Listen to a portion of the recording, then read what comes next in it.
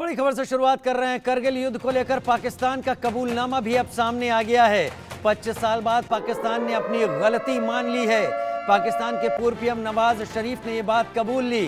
हमने लाहौर समझौते का उल्लंघन किया था।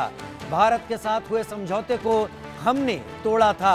नवाज शरीफ, पीएमएलएन के अध्यक्ष नवाज शरीफ का बयान। पूर्व प्रधानमंत्री पाकिस्तान नवाज शरीफ का बयान।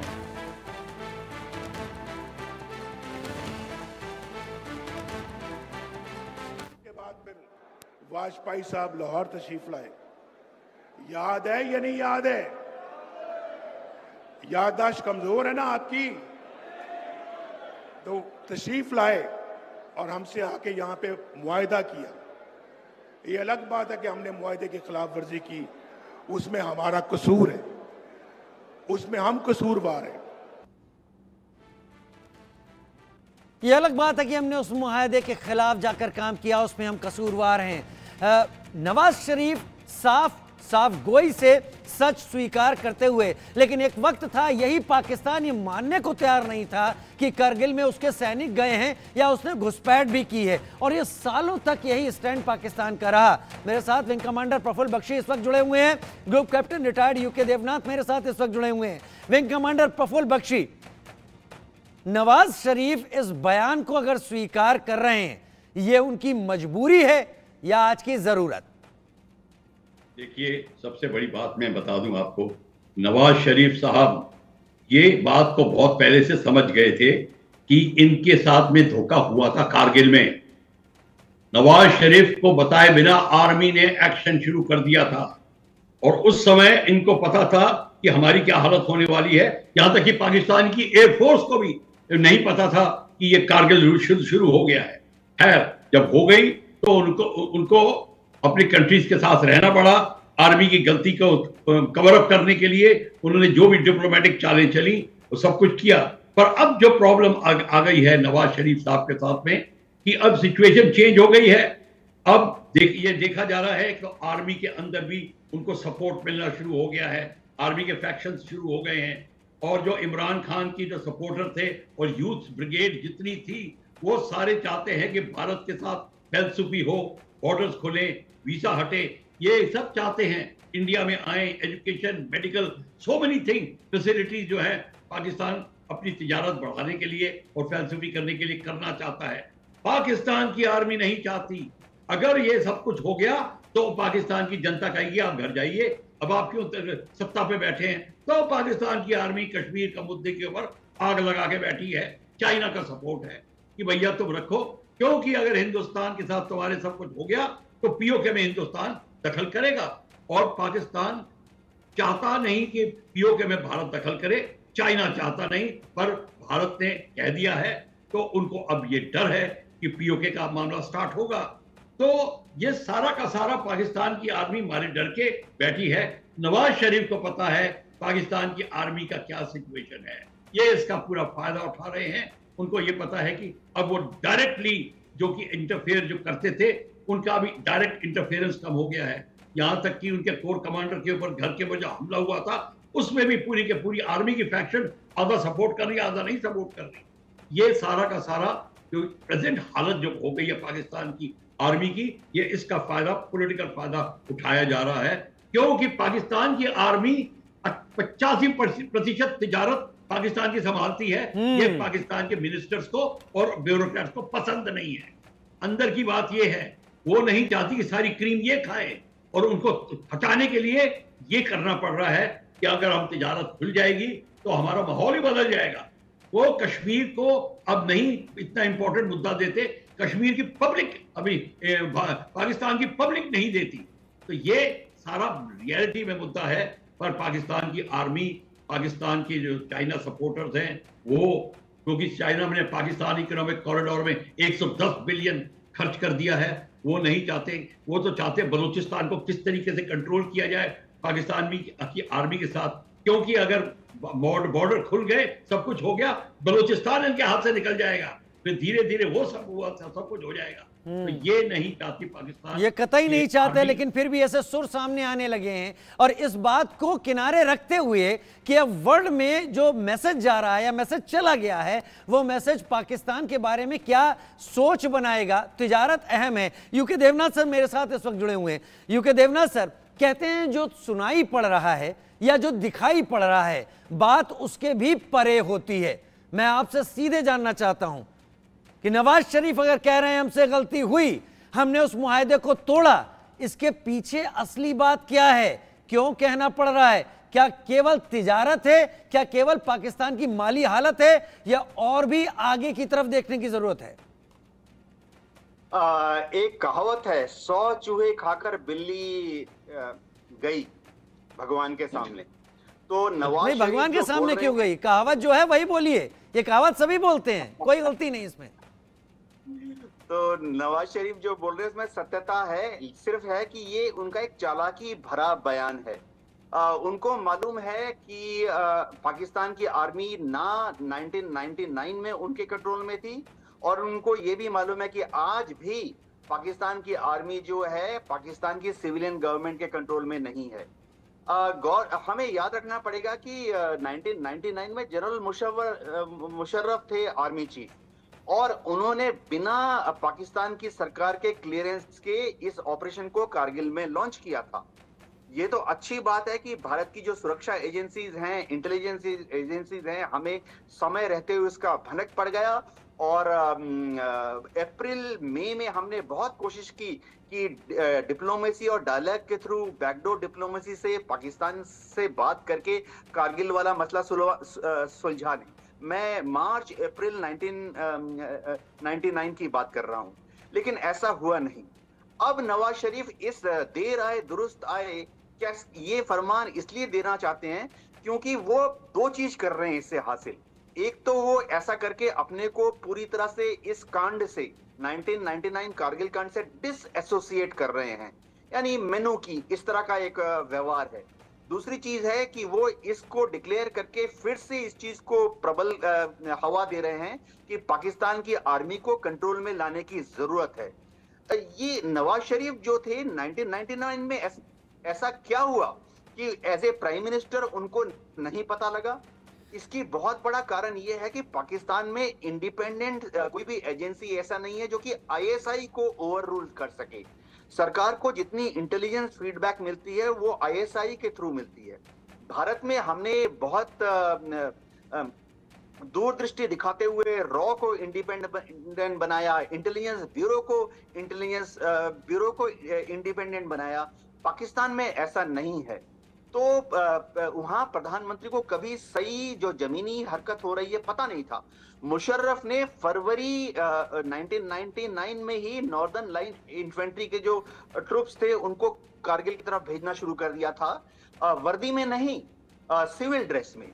उनको हथियार जो दे रहे थे उनमें से पाकिस्तान ऑर्डिनेंस फैक्ट्री की जो मार्किंग थी उसको मिटाकर, उसको घिस के तब ये हथियार दिए जा रहे थे कि आप there should be no, Pakistan ordnance factory का कोई भी ट्रेस नहीं होना चाहिए उन हथियारों पर, जिनको लेके नॉर्दर्न लाइट इन्फेंट्री के जो जवान थे वो सिविल वर्दी में कारगिल की चढ़ाइयों पे कूच कर रहे थे।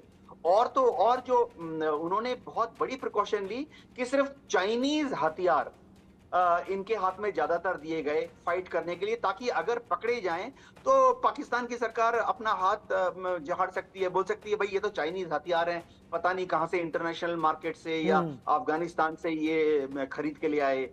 तो ये नवाज शरीफ ने जो बयान दिया ये बहुत चालाकी से भरा बयान है। जी, नवाज शरीफ का बयान चालाकी से भरा हुआ बयान है, ये यहां पर समझ में आ रहा है। विंग कमांडर प्रफुल्ल बख्शी भी मेरे साथ इस वक्त जुड़े हुए हैं। विंग कमांडर बख्शी, अब आगे क्या नवाज शरीफ की कोशिश है कि जो बदनामी हो, जो असली ठीकरा हो, वो आर्मी के ऊपर डाल दिया जाए, हम पाक साफ होकर आगे निकल आए और आर्मी उससे बैकफुट पर आ जाए, जिस तरह से आर्मी बैकडोर से अक्सर या लगातार ही कंट्रोल उसका पाकिस्तान की सत्ता पर रहा है? बिल्कुल, आप बिल्कुल सही फरमा रहे हैं। ये नवाज शरीफ पहले से ही सोचते थे, ये कभी इन्होंने आर्मी को हीरो नहीं माना, पर वो अब असहाय थे, इनके ऊपर उनको किसी का सहारा नहीं था। और मुशर्रफ जैसे जो चीफ थे, जैसे अभी देवनाथ बता रहे हैं, उन्होंने तो एब्सोल्युटली इनको ठंडे में रखा हुआ था, इनको बिल्कुल इंफॉर्मेशन ही नहीं देते थे। चीन की कुछ इंटेलिजेंस रिकॉर्डिंग भी सामने आई थी, जिसके बाद खुलासा हुआ था मुशर्रफ का क्या प्लान है। बिल्कुल, चीन की रिकॉर्डिंग आई, मुशर्रफ का खुलासा हो गया। वैसे अमेरिका को पता था क्या होने वाला है, और अमेरिका भी अपनी गेम देख रहा था इस तरीके से रखे, क्योंकि अमेरिका आर्मी को हर सदा अपने साथ रखना चाहता है कि पाकिस्तान की आर्मी के थ्रू वो मिडिल ईस्ट में अपने कार्यक्रम कराता था, training of the Arab countries etcetera, जहां पे फेवर करना चाहता था। ये सारा का सारा तो अमेरिका को पता था। और क्वेश्चन ये है कि नवाज शरीफ और ज्यादा सब पॉलिटिकल जितनी बॉडी हैं, सब चाहती हैं कि आर्मी अपनी जगह पे आए, कट टू साइज जिसको कहते हैं, not Pakistan cut to size this time, army cut to size, back to the barracks. ये सारा का सारा गेम है। और जैसा मैंने आपको पहले भी बताया था, आर्मी किसी तरीके से होने नहीं देगी। और यहां पे पाकिस्तान, अमेरिका भी पाकिस्तान की आर्मी को सपोर्ट करेगा। वो भी नहीं चाहती कि पाकिस्तान में डेमोक्रेसी आ जाए। जहां डेमोक्रेसी आ जाएगी, अमेरिका को देखेगा ही नहीं पाकिस्तान। ये आप ध्यान रखिए। अमेरिका की अहमियत वहीं होती है जहां मिलिट्री डिक्टेटरशिप होती है। अमेरिका इसमें बड़ा खिलाड़ी है। तो अमेरिका यही चाहता है कि किसी तरीके से पाकिस्तान के लगाम हमारे हाथ में रहे। चाइना चाहता है पाकिस्तान के लगाम हमारे हाथ में रहे। दोनों घोड़ों को अमेरिका और पाकिस्तान, चाइना पसंद करता है। ये सारी बात है। चाइना की अपनी प्रॉब्लम है, बलोचिस्तान, इकोनॉमिक कॉरिडोर इत्यादि, वो अब आर्मी के साथ को तगड़ा बनाएंगे, रखेंगे। और अमेरिका, तो आप कहना चाहते हैं कि नवाज शरीफ ने इन दोनों लगामों को झटक दिया है, फैसला उन्होंने खुद लिया इस बयान का। बिल्कुल, नवाज शरीफ को बाहर से और कंट्री से सपोर्ट है, और कई इस्लामिक कंट्रीज अब अपना रवैया बदलने लगी हैं, खासकर सऊदी अरेबिया, वो अपना रवैया बदल रहे हैं। बिल्कुल, अब उनको पता चल गया है कि अगर हमको कमिटी ऑफ नेशन में उठना है तो हमको इस अपना पुरानी सोच को बदलना पड़ेगा। तभी तो सऊदी अरेबिया ने इजराइल की मदद करी अगेंस्ट ईरान, और जहां जॉर्डन, अब ये कंट्रीज भी मिलने लगी हैं। अब आप देखना जॉर्डन का, सऊदी अरेबिया का क्या रवैया होता है पाकिस्तान की तरफ। तो ये नवाज शरीफ के हाथ तगड़े हो गए हैं, बाकी पॉलिटिकल बॉडीज के हाथ तगड़े हो गए हैं। और अब देखना, जितनी पॉलिटिकल बॉडीज हैं, सब अब डेमोक्रेसी की तरफ एकाग्र होकर सोचने लगेंगी। पाकिस्तान में अगले 8-10 साल में बड़ा चेंज आने वाला है। अब उनको पता चल गया है कि हम मगरमच्छ के मुंह से निकल रहे हैं। तो ये जो चीज है, ये बहुत जरूरी है। यूके देवनाथ सर कहते हैं, जब गीदड़ पीछे हटकर दुम दबाकर निकलता है तो इसका मतलब ये नहीं समझना चाहिए कि वो भाग गया या प्रॉब्लम क्रिएट नहीं करेगा। वो छुपते छुपाते जाता है दूसरा रास्ता जहां से वो पीछे से आकर दबोच सके। क्या पाकिस्तान ऐसा ही कुछ करने के लिए तैयार तो नहीं हो रहा? ये समझना पड़ेगा कि पाकिस्तान में गीदड़ दो हैं। एक तो जो उनकी मिलिट्री एस्टेब्लिशमेंट है, वो दुम दबाकर नहीं भागेंगे, क्योंकि उनको हर रोज पाकिस्तान की अवाम के सामने ये ऐलान करना है कि पाकिस्तान की आर्मी ने ही पाकिस्तान को बचाया हुआ, नहीं तो पता नहीं किस वक्त भारत का शेर पाकिस्तानी गीदड़ को खा जाता। हमारे को ये समझना पड़ेगा कि सब, जैसे हिंदुस्तान के पास हमारी आर्मी है, पाकिस्तान की आर्मी के पास एक देश है पाकिस्तान चलाने के लिए। तो वो अपने हिसाब से ही कभी अपनी पूंछ अंदर करेंगे, कभी बाहर करेंगे। ये देखिए, नवाब शरीफ का ये बयान किस समय पर आएगा और कितना चालाकी भरा है। हमें तारीफ करनी चाहिए, ताली बजानी चाहिए, या उससे ज्यादा हमें सोचना चाहिए कि नवाज शरीफ कहना क्या चाहते हैं? जी हाँ, नवाज शरीफ ने ये देखिए, बयान पाकिस्तान के प्रधानमंत्री से नहीं आया है। यानी ये बयान पाकिस्तान का सरकारी इकबालनामा नहीं है। ये तो उनकी एक पॉलिटिकल पार्टी PMLN के जो शीर्ष हैं, चेयरमैन है, प्रेसिडेंट है, नवाज शरीफ ने दिया है। यानी एक पार्टी का बयान है। ये बहुत चतुराई है पाकिस्तान की सरकार ने आज तक। यानी ये बयान अगर शहबाज शरीफ के मुंह से आया होता तो इसका एक, लेकिन फॉर्मर PM होने के नाते सच बयान किया है और वो सच काउंट तो करेगा फिर। जी हाँ, देखिए, इन्होंने जो इकबालिया बयान दिया है, एज ए पॉलिटिशियन दिया है, ये इन्होंने क्यों किया है हमें समझना चाहिए। एक तो एक बयान देकर इन्होंने 3 चीज हासिल कर ली है। पाकिस्तान आर्मी को धता बता दिया है कि गलती उनकी थी। दूसरा ये कर दिया कि इन्होंने जो अगला कदम लेना है, जैसे कि विंग कमांडर बख्शी ने दिया है कि अब पाकिस्तान की आर्मी को वापस बैरक्स में भेजना है, उनको सिविलियन कंट्रोल में लाना है, उसकी शुरुआत कर दी है।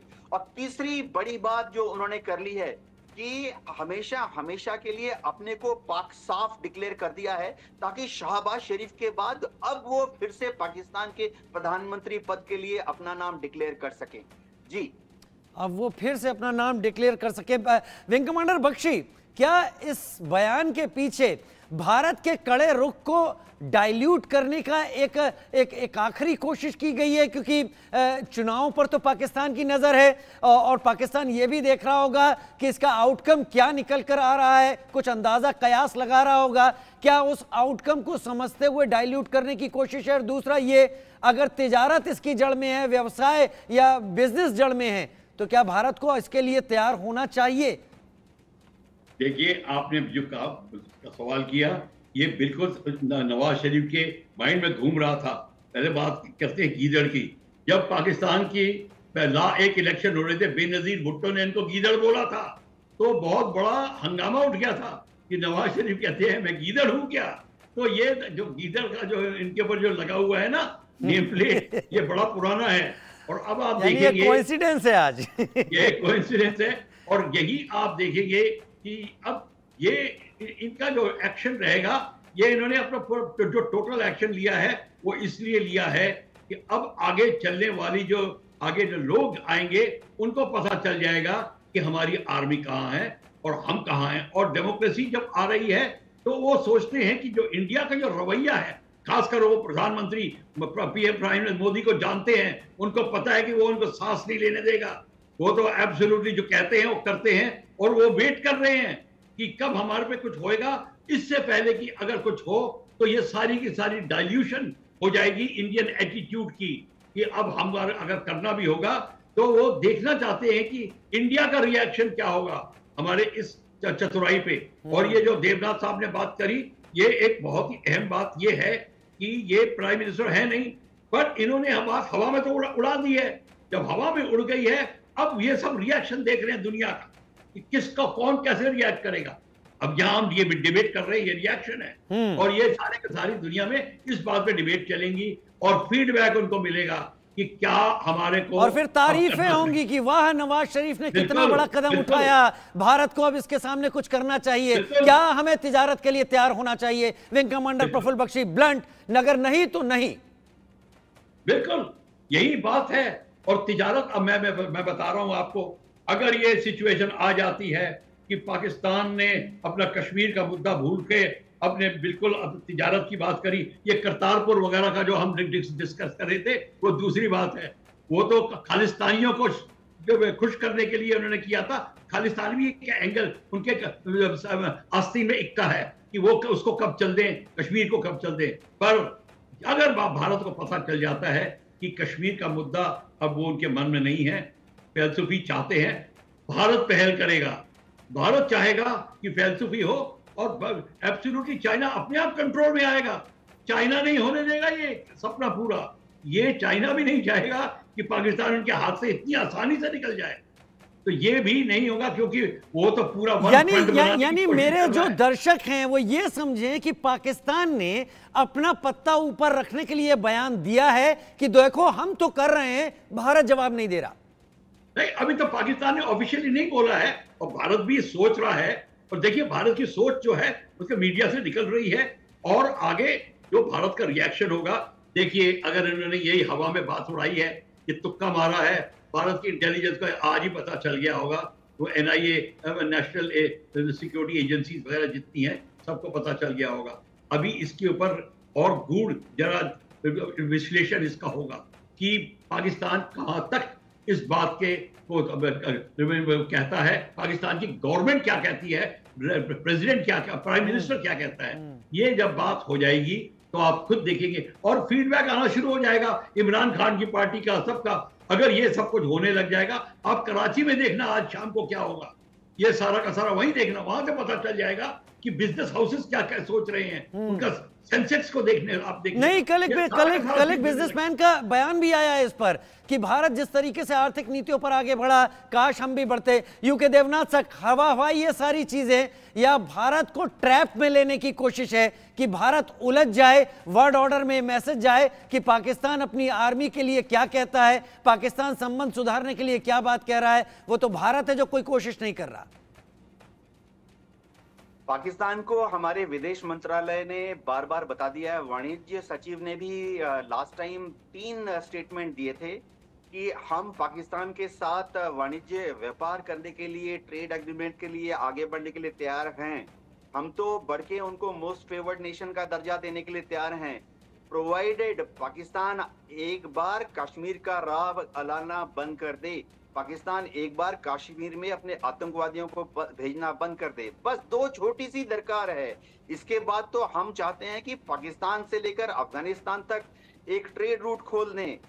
पाकिस्तान के जो लोग हैं वो बहुत व्यापार करना चाहते हैं बांग्लादेश के साथ। भारत भी हमारी सड़क सीमा खोल देगा ताकि पाकिस्तान के व्यापारी बांग्लादेश तक जाकर व्यापार कर सकें। यानी कितना बड़ा हम फेवर करेंगे पाकिस्तान के ऊपर। Bangladesh, India, Pakistan, Afghanistan trade corridor. लेकिन उनको एक बार कश्मीर के बारे में भूल जाना पड़ेगा।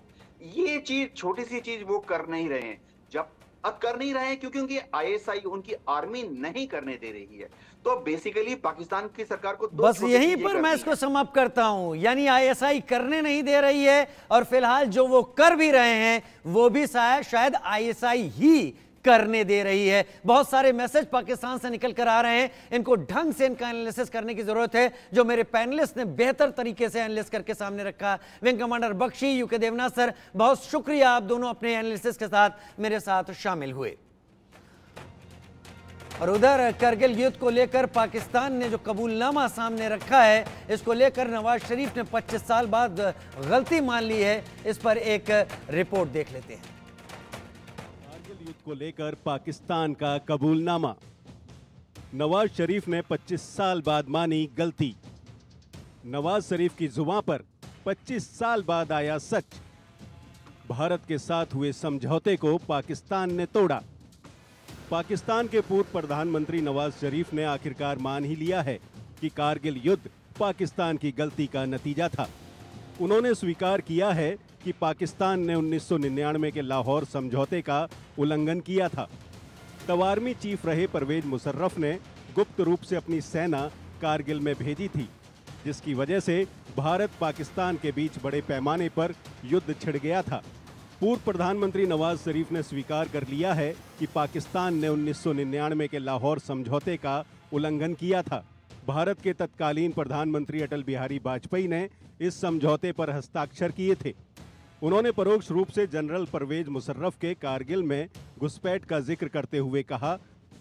नवाज शरीफ ने अपनी पार्टी की एक बैठक में स्वीकार किया, 28 मई 1998 को पाकिस्तान ने 5 परमाणु परीक्षण किए थे। उसके बाद वाजपेयी साहब यहां आए और हमारे साथ एक समझौता किया, लेकिन हमने उस समझौते का उल्लंघन किया। ये हमारी गलती थी। उसके बाद फिर वाजपेयी साहब लाहौर तशरीफ लाए। याद है या नहीं याद है? याददाश्त कमजोर है ना आपकी? तो तशरीफ लाए और हमसे आके यहाँ पे मुआहदा किया। ये अलग बात है कि हमने मुआहदे की खिलाफ वर्जी की, उसमें हमारा कसूर है, उसमें हम कसूरवार हैं। पाकिस्तान के पूर्व पीएम नवाज शरीफ और भारत के पूर्व प्रधानमंत्री अटल बिहारी वाजपेयी ने 21 फरवरी 1999 को लाहौर समझौते पर हस्ताक्षर किए थे। लाहौर समझौता 2 युद्धरत पड़ोसियों के बीच एक शांति समझौता है, जिसमें अन्य चीजों पर ध्यान देने के अलावा शांति और सुरक्षा बनाए रखने और दोनों देशों के बीच पीपुल टू पीपुल कनेक्ट को बढ़ावा देने पर जोर दिया गया था। हालांकि नवाज शरीफ ने कुछ ही समय बाद कारगिल में घुसपैठ कर लाहौर समझौते का उल्लंघन किया था। पाकिस्तान सेना की इस घुसपैठ की वजह से कारगिल युद्ध हुआ था। बता दें कि पाकिस्तान के पूर्व पीएम नवाज शरीफ को पाकिस्तान मुस्लिम लीग नवाज पार्टी का निर्विरोध अध्यक्ष चुना गया है। नवाज शरीफ लगभग 6 साल बाद पार्टी के अध्यक्ष चुने गए हैं। Bureau report, India news. रुक रहे हैं छोटे से ब्रेक के लिए, जल्द हाजिर होते हैं।